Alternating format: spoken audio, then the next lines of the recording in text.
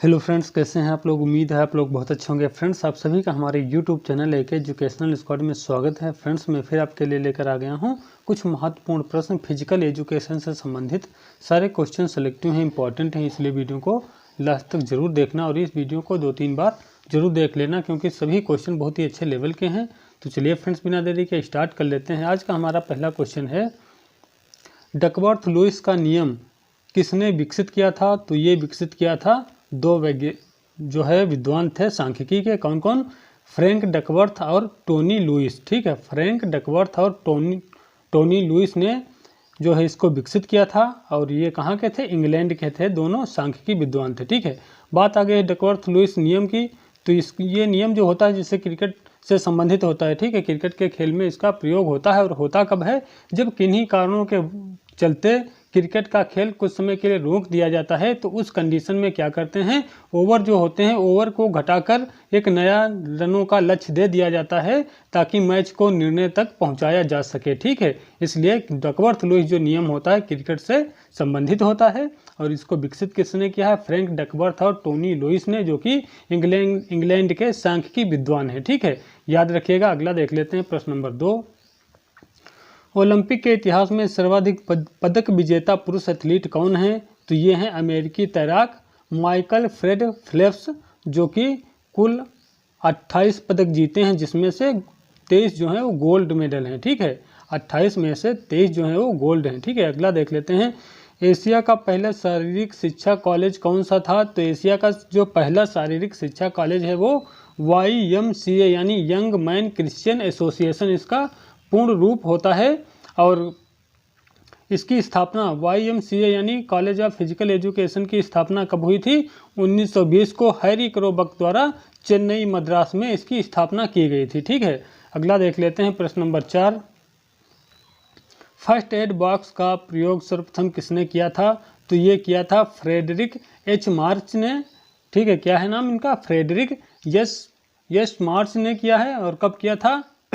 1879 को United kingdom में। ठीक है, इसकी खोज करी थी। अगला देखते हैं, दृष्टिहीन बालकों की शिक्षा से संबंधित लिपि है। तो जो दृष्टिहीन बालक होते हैं उनकी जो शिक्षा होती है वो ब्रेल लिप के द्वारा होती है। ठीक है, ब्रेल लिप से संबंधित है दृष्टिहीन बालकों की शिक्षा। और इसको किसने इसकी खोज की थी ब्रेल लिप की? तो फ्रांसीसी एक लेखक थे, उनका नाम है लुईस ब्रेल। ठीक है, और कब की थी खोज? 1821 में। ठीक है, अगला देख लेते हैं, प्रश्न नंबर 6। विश्व स्वास्थ्य संगठन के अनुसार किसी व्यक्ति का समान BMI कितना होता है? मैं रिपीट कर देता हूं क्वेश्चन को। विश्व स्वास्थ्य संगठन के अनुसार किसी व्यक्ति का सामान्य BMI कितना होता है? यानी BMI का मतलब होता है बॉडी मास इंडेक्स। तो ये एक सामान्य जो BMI जो सूचकांक होता है कितना होता है? 18.5 से 24.9 जिसका भी BMI निकलता है तो ये सामान्य होता है। ठीक है, इसके बीच का सामान्य माना जाता है BMI। और क्वेश्चन आ जाता है BMI किससे पता लगाता है शरीर में? तो ये मोटापा या फिर शरीर में जो वसा होती है उसका पता लगाया जाता है BMI से। ठीक है, अगला देख लेते हैं, प्रश्न नंबर 7।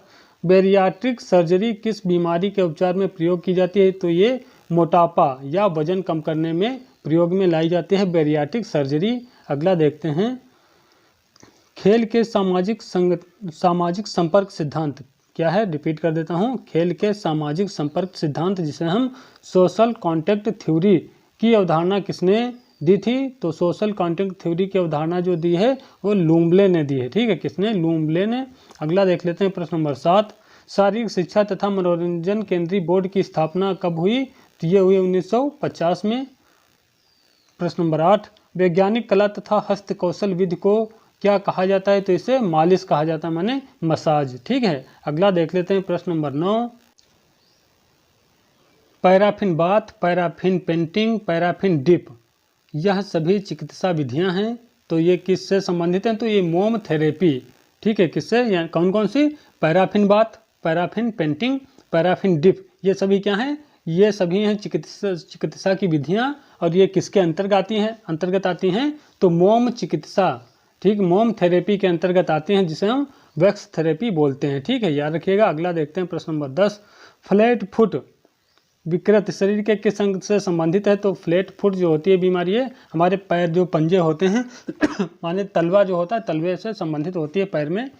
और इसमें जो होता है फ्लैट फुट की जिसमें बीमारी होगी, जो हम आमतौर पर आप देखते होंगे तलवा पैर का जो होता है उसमें ऊपर की तरफ कुछ इस तरीके से, अभी आपको समझ में आ जाएगा, कुछ इस तरीके से हल्का झुकाव होता है। ठीक है, तो ये वाला जो झुकाव होता है यहाँ पर ये वाला जिसमें नहीं होगा तो फ्लैट फुट बीमारी से ग्रसित होगा। जिसमें अब इसमें ये हल्का झुकाव है तो ये सही है। ठीक है, ये होना जरूरी है। जिसमें नहीं होगा तो उसमें ये कुछ इस तरीके से यहाँ से निकला हुआ होगा। ठीक है, तो ये जिसमें ये यहाँ से निकला हुआ होगा ये वाला दिक्कत करेगा। ठीक है, चलिए अगला देख लेते हैं। तो फ्लैट फुट बीमारी किससे? पैर से संबंधित होती है, तलवे से संबंधित। अगला देखते हैं, खेल पर आधारित किंडरगार्टन शिक्षा पद्धति के आविष्कारक कौन हैं? तो ये हैं प्रोफेसर फ्रोवेल। ठीक है, शिविर का अनुशासन कैसा होता है? तो शिविर का अनुशासन जो होता है वो कठोर होता है। और शिविर किस मत क्वेश्चन आ जाता है कि शिविर जो है किस मौसम में सबसे सही माना जाता है शिविर लगाना? तो ये होता है बसंत ऋतु का मौसम। ठीक है, और कहाँ पर लगाना चाहिए? तो शहर यानी बस्ती से दूर थोड़ा प्रकृति के समीप जो नेचर होता है उसके समीप जाकर शिविर या कैंप आप लगाते हैं तो वो सही जगह मानी जाती है। मौसम कौन सा होना चाहिए? बसंत ऋतु का। ठीक है, और जो शिविर का अनुशासन होता है कैसा होता है? कठोर होता है। अगला देख लेते हैं प्रश्न नंबर 13, शारीरिक उपचार को किस नाम से संबोधित किया जाता है या किस नाम से जाना जाता है? तो इसे फिजियोथेरेपी के नाम से जाना जाता है शारीरिक उपचार को। अगला है प्रश्न नंबर 14, एरोबिक शब्द का प्रयोग सर्वप्रथम किसने किया था? तो डॉक्टर केनेथ एच कूपर ने किया था। ठीक है, प्रश्न नंबर 15 देख लेते हैं, एथलेटिक्स एक ग्रीक शब्द है जो एथलोस से लिया गया है जिसका अर्थ होता है प्रतियोगिता या फिर कॉन्टेस्ट। ठीक है, कॉन्टेस्ट कह लीजिए या प्रतियोगिता इसका अर्थ होता है। अगला देखते हैं, एथलेटिक्स का जन्मदाता देश है तो ग्रीस है यानी यूनान है। अगला देखते हैं, जिम्नास्टिक को ओलंपिक में कब शामिल किया गया? तो 1896 एथेंस ओलंपिक में शामिल किया गया था जिम्नास्टिक को। प्रश्न नंबर 18, इंटरनेशनल जिम्नास्टिक फेडरेशन जिसे हम FIG कहते हैं तो FIG की स्थापना कब की गई?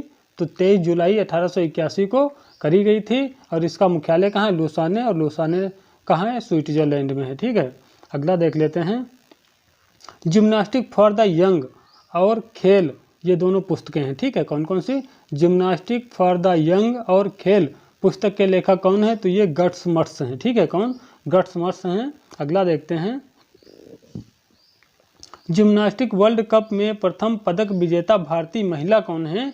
तो भारतीय महिला हैं बुद्धा अरुणा रेड्डी। ठीक है, कौन, क्या नाम है? सॉरी, क्या क्वेश्चन है? जिम्नास्टिक वर्ल्ड कप में प्रथम पदक विजेता सॉरी भारतीय महिला कौन सी हैं? तो बुद्धा अरुणा रेड्डी हैं। अगला देखते हैं प्रश्न नंबर 21, बैडमिंटन शटलकॉक में पंखों की संख्या कितनी होती है? तो ये 16 होती है। ठीक, जो बैडमिंटन का मतलब बैडमिंटन शटलकॉक जो होती है उसमें पंख कितने लगे होते हैं? 16 लगे होते हैं। उन पंखों की लंबाई कितनी होती है? 62 से 70 mm होती है लंबाई। अगला देख लेते हैं, बैडमिंटन रैकेट की लंबाई कितनी होती है? तो ये होती है 27 इंच, या फिर सेंटीमीटर में बात करिए तो 68 सेंटीमीटर हो जाएगी। ठीक है, अखिल भारतीय खेल सलाहकार समिति की स्थापना कब हुई? तो ये हुई है 1954 में। कोचों के लिए 5 सप्ताह का व्यायाम विशारद कोर्स की शुरुआत कब हुई? तो 1924 को हुई है। अगला देखते हैं, देश के पहले शिक्षा मंत्री मौलाना अबुल कलाम आज़ाद के नाम पर कौन सी ट्रॉफी विश्वविद्यालय को दी जाती है? तो ये माका ट्रॉफी दी जाती है। और माका ट्रॉफी की शुरुआत कब हुई है? 1956-57 से इसकी शुरुआत मानी जाती है। माका का फुल फॉर्म होता है मौलाना अबुल कलाम आज़ाद। तो फ्रेंड्स, ये कुछ प्रश्न थे। यदि वीडियो अच्छा लगा तो वीडियो को लाइक कर दीजिए। यदि चैनल पर नए हैं, चैनल को सब्सक्राइब नहीं किया है तो चैनल को सब्सक्राइब कर दें। और यदि संभव हो तो वीडियो को शेयर भी कर दीजिए। ठीक है, मिलते हैं कल फिर एक नए वीडियो में नए प्रश्नों के साथ में, नए टॉपिक के साथ में। तब तक के लिए जय हिंद, जय भारत।